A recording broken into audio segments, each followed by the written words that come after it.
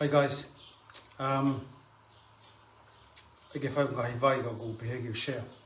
You share will have no guy. I thought it was this one for last year, few years. Can I stop it?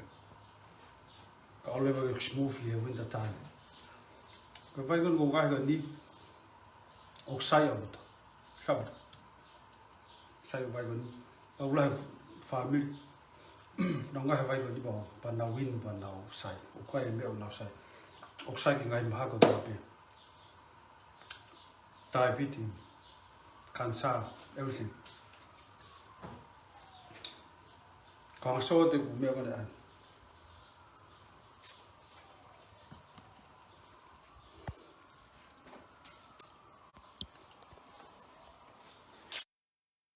At the moment, go haka vai, go haka le man so le man go.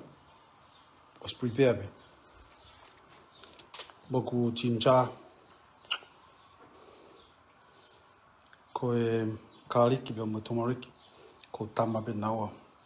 Now to haka taha be mo le mani. Be hangare wa moko. Osiko no pa train never vai gi he. Hangare wa moko femore gi moko to utule gi fo hina boy.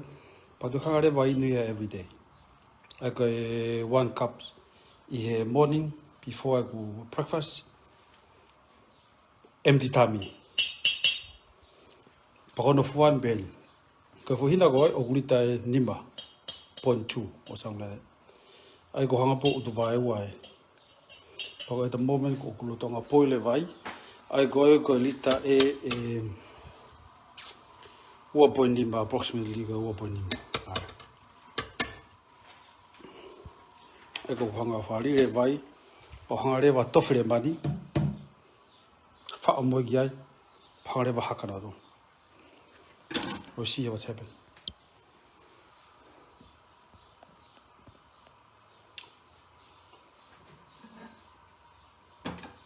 Come here, do side of it, side of it, side his suka, or the fetu'utaki motor diabetes. Volve mo no fundo vou pego como mo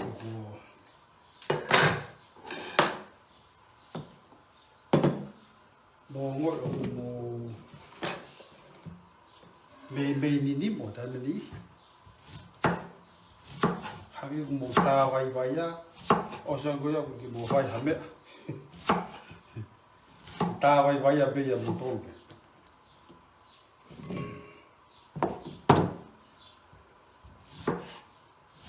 In the vai go new side. I go also go the ute for hina boy.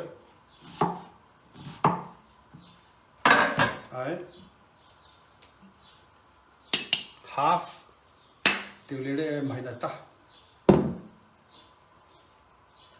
Time ni vai ka kan no hanga. Ko ke fema ma du mo moko.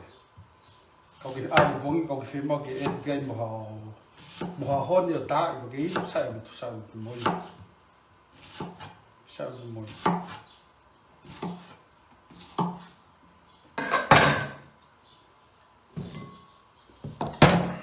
I'll show you next step.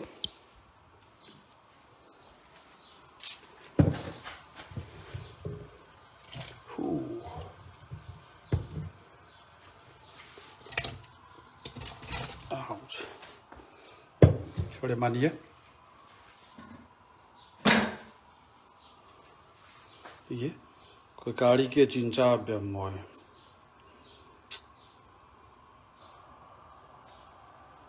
Oatu moriki.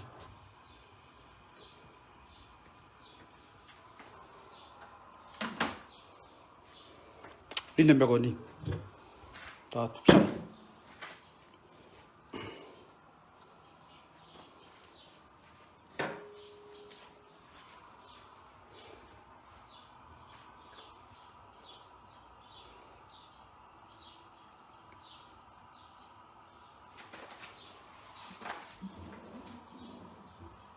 Oh, you see, oh.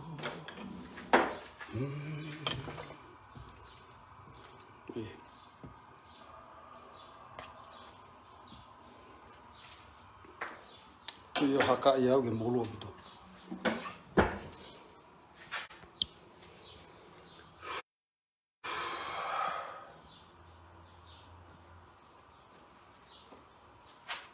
Ako osi biko hono haka wha moko ki he.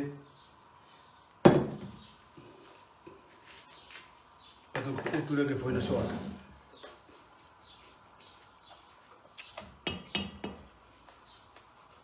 O te utu ke hena plastic. Kuma hena soata whao kia hinga o ringa.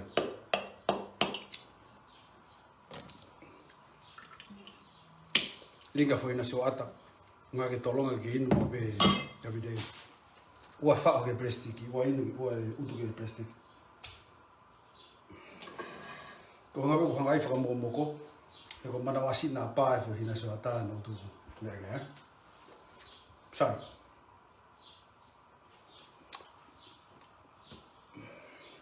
Ki mai tali ki he.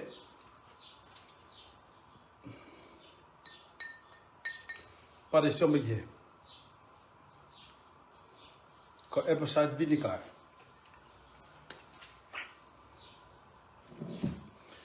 Osi kono whakamoko e Amerikanu haka. Pea liringi wa ki he o tuku lewa o moko. Ko hanga rewa e tika fo i kepe he e wha, pe tolu, a apple cider vinegar. Tawa yoko teaspoon ia. Teaspoon e taha. Aika fo i teaspoon e taha i he, o ku whatatau ki he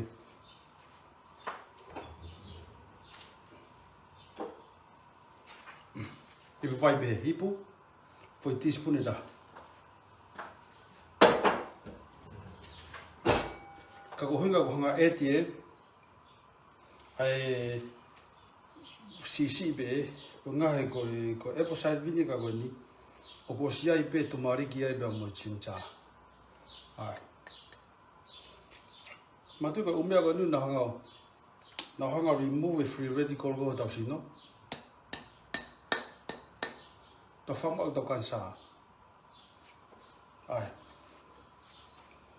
Pako e apple cider vinegar ko e organic one. Mati maboko organic ai a koe pe apple cider vinegar ke hepe. Kai ko organic raw apple cider vinegar whaonga ia. Ai koe ni koe feminine apple cider ai. Feminine apple cider. Ai ko chemical process ia o ka bai hangu ka tango na ko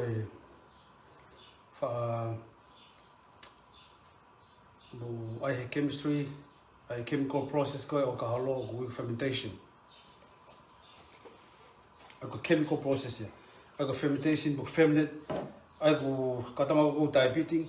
Ko hinga ai feminine ko hinga ki ai o kune hanga o breakdown ai carbohydrate I he ma po lai stamu tau kai la ma lai se o gua ai stasi ko suka mo ata minu he tamu te kai ko ia ko carbohydrate o ko apple cider vinegar le vaia o ne hanga le vaia matu mapu ka tama ni no kai ma perceive ko no blood sugar ko no glucose o ko high lelei spike o nga ko tani ko ai ne hanga le vaia digest ko hanga breakdown hua le hanga le va breakdown le starch ai ko starch pa mo sugar I food matu ko ngo ko carbohydrate ko no fakare ta ko hanga breakdown carbohydrate ke o alere ho suka ki olunga o te ki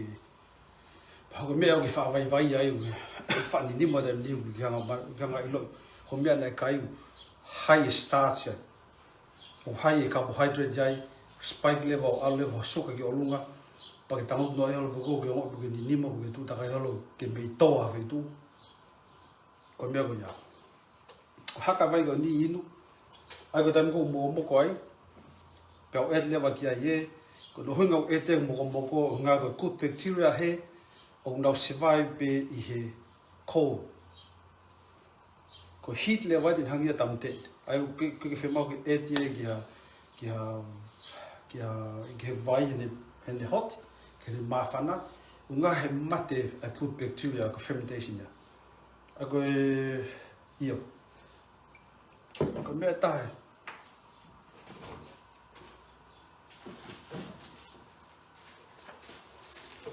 Ko whemau ke share.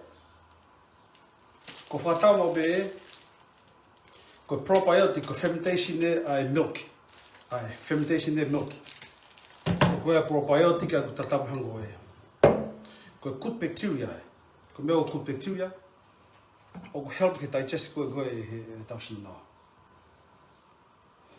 E ko o whatau me sua mageti me koe. Ko uine foi taha mo be every morning. Ka pau koe sio mai ye koe. Pau wa ka kauna fi whatau. Taha ina morning po ki alo ngā au e mea te kalapo to ua taha he pa ki tuka mo. E foi mea koe. Ako probiotic ia.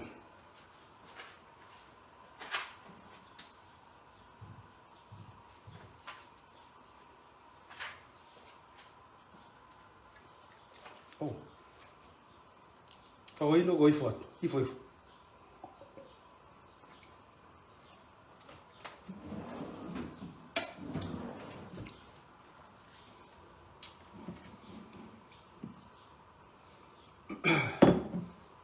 Kake ai mea ko ni.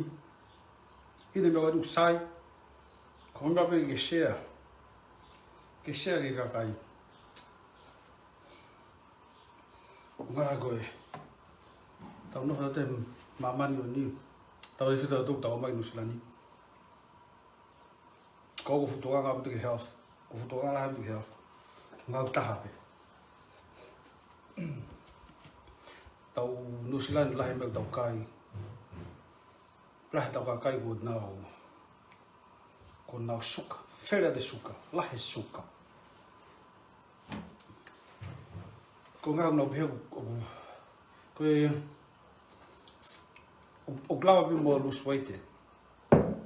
Koe ka pate mo whatau ngai a kakai o nau tō taha o kai suka mo kai fete. Ko tāka ko. Tō taha o kai fete a taha o kai fete mo kai suka. Ko tō taha ko lahi ni kai mea suka. Ko tō taha sino lai taha, ko sino lai taha. No feti he ke te. He e tonga. O kai o ngā o kai mea ngā ko au pa ke sino i kai. Hala mau ka kai. Kai o ngā o kai mea ngā ko au te ke feti kai. Ko ho kai mea suka ko ia. Convert e suka ia. Ke lau ko te whaihala mea. Convert na toki he feti. O kai ko ngā o kai mea ngā ko. So ko mea ki taha mai no. O kai mea ngā ko, ko kai mea suka ko mea wisino ai.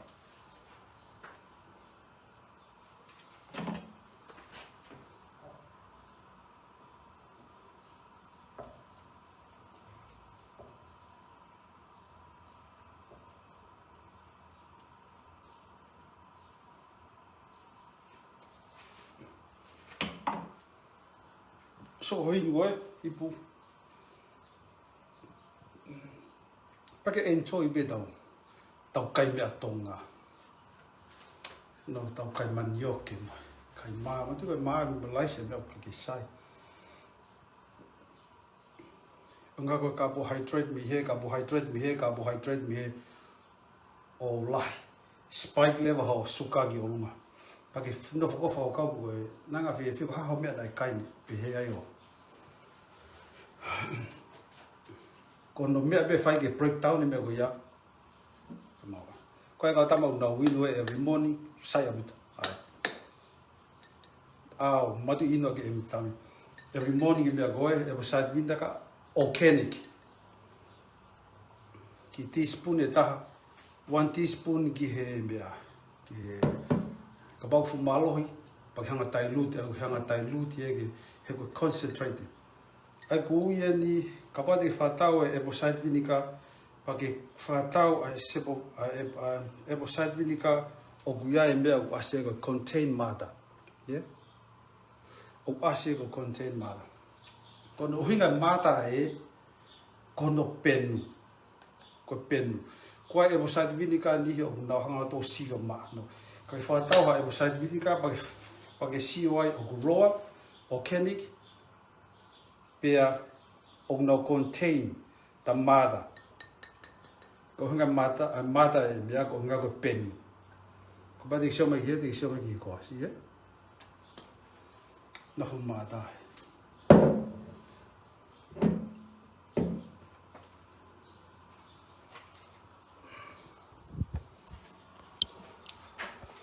Hama ke hange mai ha orange juice. Ko lamne turmeric.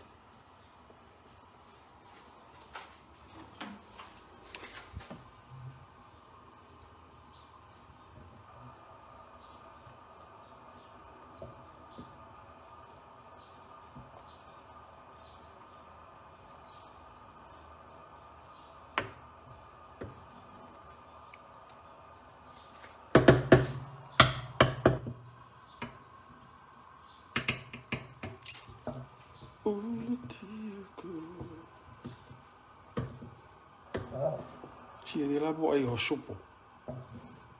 To buko penu ai ho supo. Fakahoko ga me.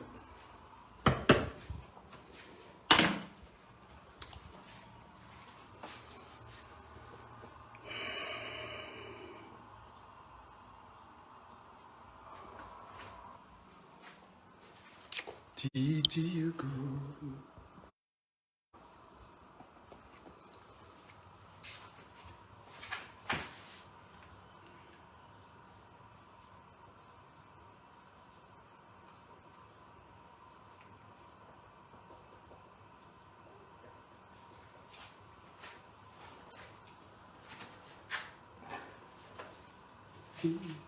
Koki mo kai. Vai.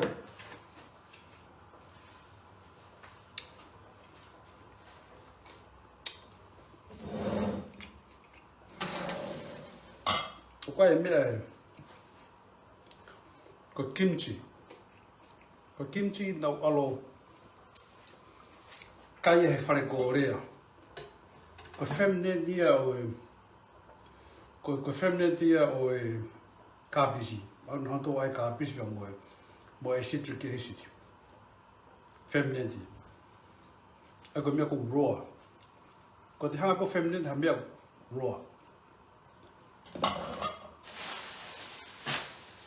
Kimchi, oko yum yum. Ko healthy, very healthy. Ako na ko kai fare kai ko Korea. Ko Asian people no. Say no food no healthy no food.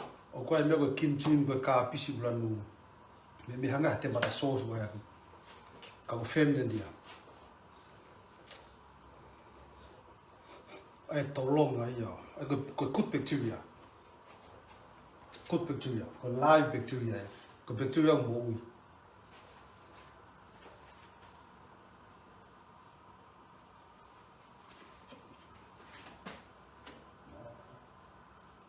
Oh, you see,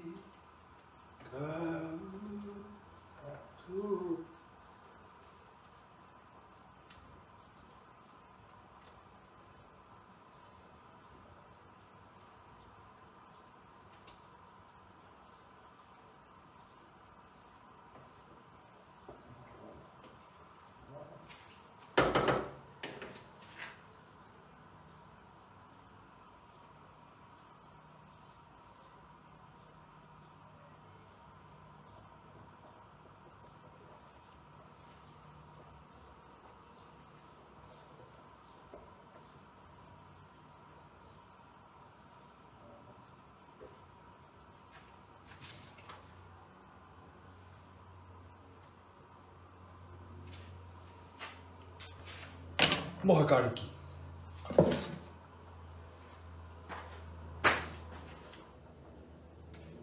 Tisiuku.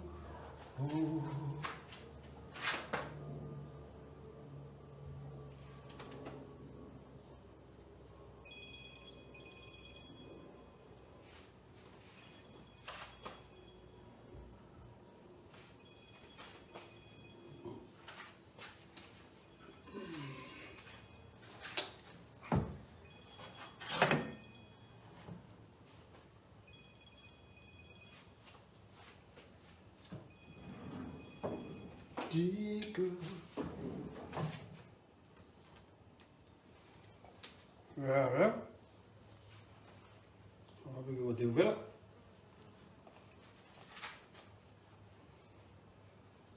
Qua ofu ya me fai ko haka vai be.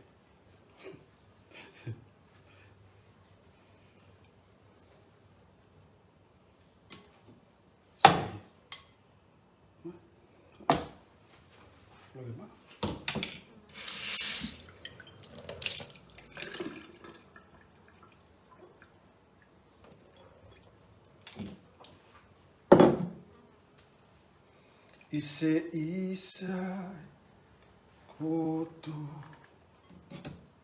Skihe. Ale wa likihe. Kada magawilo ke polo libe.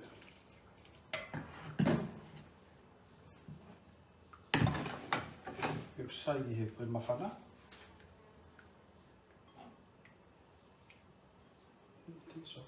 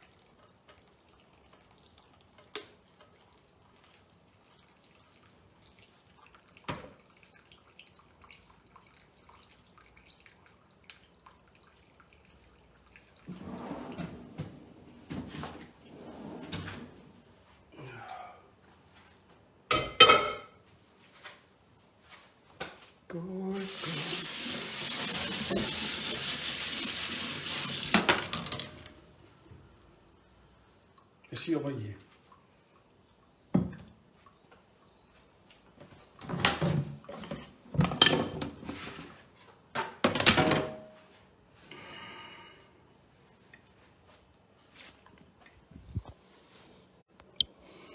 Só que vai go.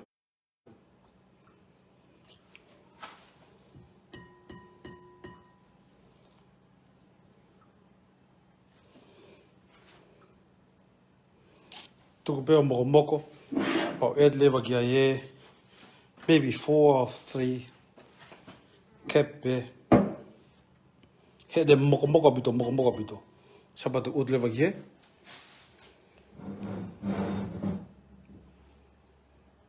But toki in lever every day.